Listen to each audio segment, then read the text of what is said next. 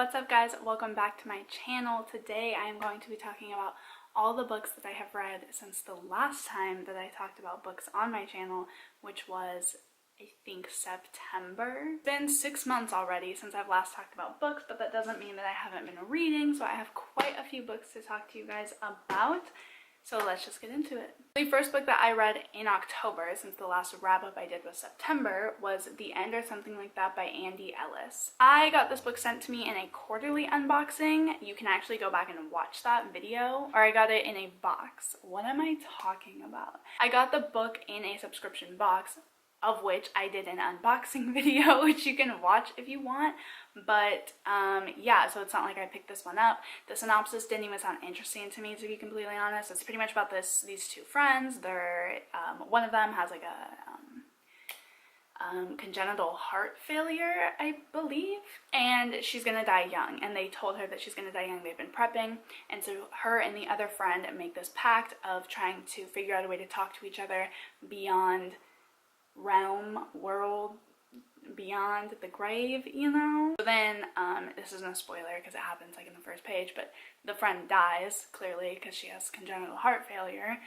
And so it's just the other friend dealing with that and trying to talk to her and all of that. I gave this 2 stars on Goodreads. I felt like it was terrible. It's like such a blunt way to put that. The writing style was so short. There was a part where it actually said, he said, ... she said, ... he said, ... instead of just describing a moment of silence. It literally said just that. The only reason I picked this book up is because I was going to unhaul it, but I decided while flipping through how quick it was that I should just read it or try. If this book had been any longer, I probably would have DNF'd it. The ending sucked. There was absolutely no wrap up. There was nothing made me feel good. Nothing felt completed. It was the worst. Then, while I was doing a Witchathon actually in October, I read Our House by Louise Cavendish. This is actually an ARC. It went on sale August 7th of 2018. I saw this at Barnes & Noble not too long ago, so I know it is out if you do want to pick it up. I give this 4 stars. I didn't write a review for some reason, which is odd because I always do. I must have just been in a pinch, I guess, and never got back around to it. But I really enjoyed this book. 4 stars. I definitely didn't see the twist coming. I wasn't super obsessed or really connected with the characters or anything, which is why I gave it 4 stars instead of 5. I think it would probably be more like a 4.5 though, because I can't really say anything else about it that I felt needed critique or anything. But this was my very first adult thriller, actually. Never thought that it would be something that I was interested in, because it's more about like identity theft and that side of a thriller, and that's nothing that really interests me, like domestic type thrillers. So yeah, I was pleasantly surprised, and I actually opened my eyes to a whole new genre that I actually really enjoyed. Next, I read The Cavendish Home for Boys and Girls by Claire Legrand. I've had this for a hot minute, as you can tell. I give this 1 star. I know that Claire Legrand is like all the rage right now in like the booktube community after, what is it, Furyborn, and after Sawkill Girls. It took me so long to realize that this was the same Claire Legrand. I honestly like didn't even think about it. But I tried to read this book so many times, like back in 2016, and then finally I was like, I just need to try to read it. Like, it's driving me crazy. It's so quick. It's a middle grade book. It's something that seems like it would interest me, so I just need to pick it up. Fucking hated this book. Oh my gosh. This is about this girl, Victoria, and she's like super prim and proper, and she makes friends with this kid, Lawrence, because she wants to make him into a better boy, like a better young man. He's always like, his shirt's untucked and he's not very like good in school and all that stuff, and she wants to like fix him. And all of a sudden he goes missing. She notices all these other kids go missing, yada yada yada. Besides that part where like the kid goes missing and that specific friendship, this is literally Coraline. And I was thinking that in my head almost the entire time, and I'm like looking at all these, you know, the same types of symbolism with like all the bugs even and stuff, and like the girl and the creepiness and the buttons, and I'm like, all these things are so identical to Coraline.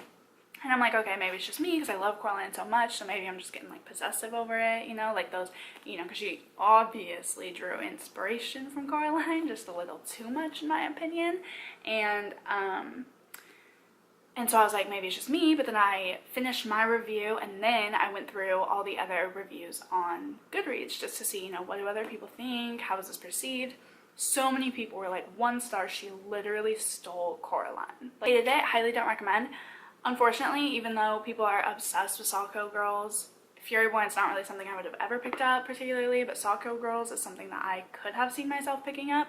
But because of this and just how much I feel like it was such a ripoff, I feel like I just can't support or respect her as an author anymore because I feel like she took way too much inspo. I don't even want to call it that because it's literally like, it's not even just, oh, I drew inspiration from this. It's like she stole specific parts of Coraline, and I just really can't respect that. I know she was obviously a newer author when this came out, and there's always time to grow, and it's going to be easier when you're, you know, develop as your writing style develops and whatnot, but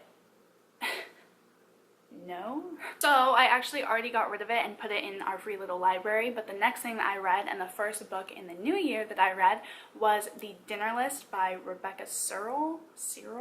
This is ultimately about a woman, and she, you know, back in the day in college, her and her best friend were talking about if you could have dinner with 5 people, dead or alive, who would it be? They created these lists, and then it's like her 30th birthday, 32nd birthday or something like that. Shows how much I cared about this book.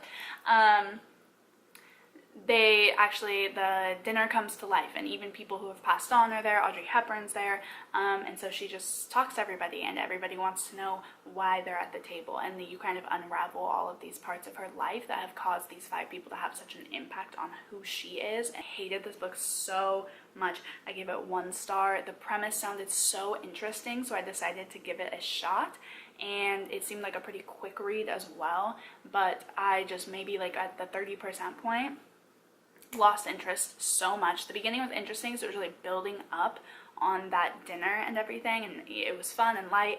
And it's not that I didn't like when it started getting intense. Obviously, like, an emotional discussion at some point was going to take place, but it's just that it was so pointless. And the big reveal, the big twist, you know, that you're supposed to be like, oh my gosh, and all these feels and all these things in an adult contemporary romantic type book, I was just like, next page. I thought the main character was extremely annoying. I didn't care about her at all. I really didn't. I don't care how rude that sounds. I thought she was so complainy and just annoying, and I just could not have cared less. I thought she was rude. I didn't like it at all. The writing style overall just wasn't great either. I received this as an ARC actually on my doorstep one day. I didn't even ask for it or request it or anything like that, and I'm glad because I didn't waste any money on reading it, but I passed that one along just to the free little library because that's really like the only place you can take ARCs. Then I decided to pick up Save Me from Dangerous Men by S.A. Lilchuk.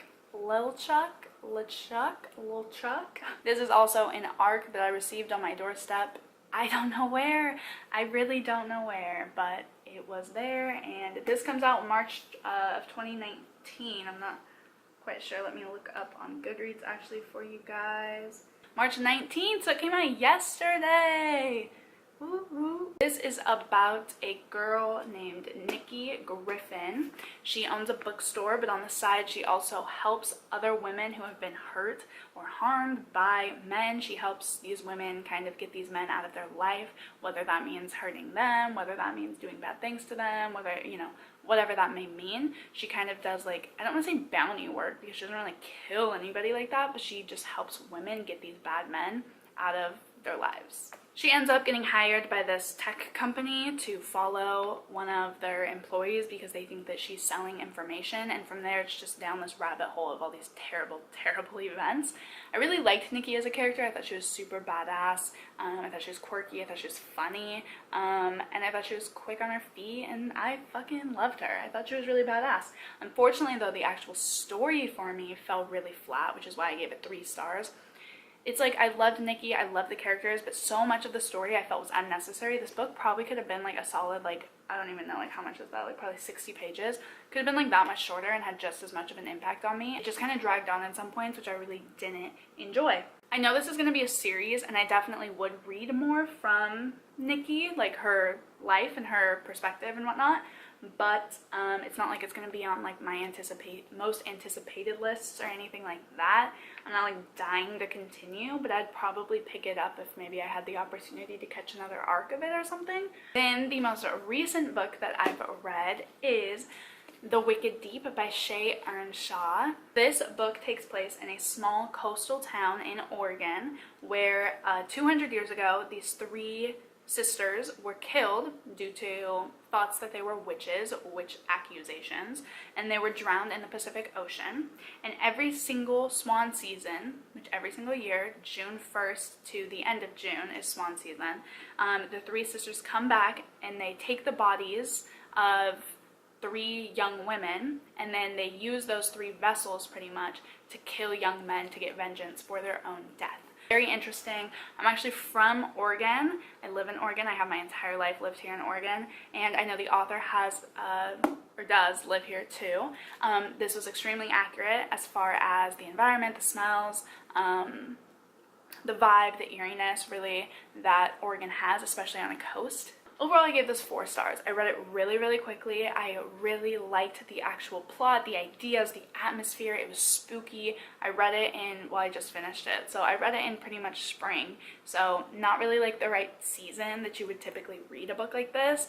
But I was just really in the mood for something kind of fall and spooky. And it definitely put me in that mood. I didn't really connect with the characters too much. I liked the story, but I can't say that, like, with the characters I was particularly invested in them, but I did just like the idea behind it, so much so that I still gave it 4 stars. I saw a lot of people in the reviews after I finished reading and reviewing this for myself. I found a lot of people saying that they thought that the romance wasn't necessary, and I find that so inaccurate.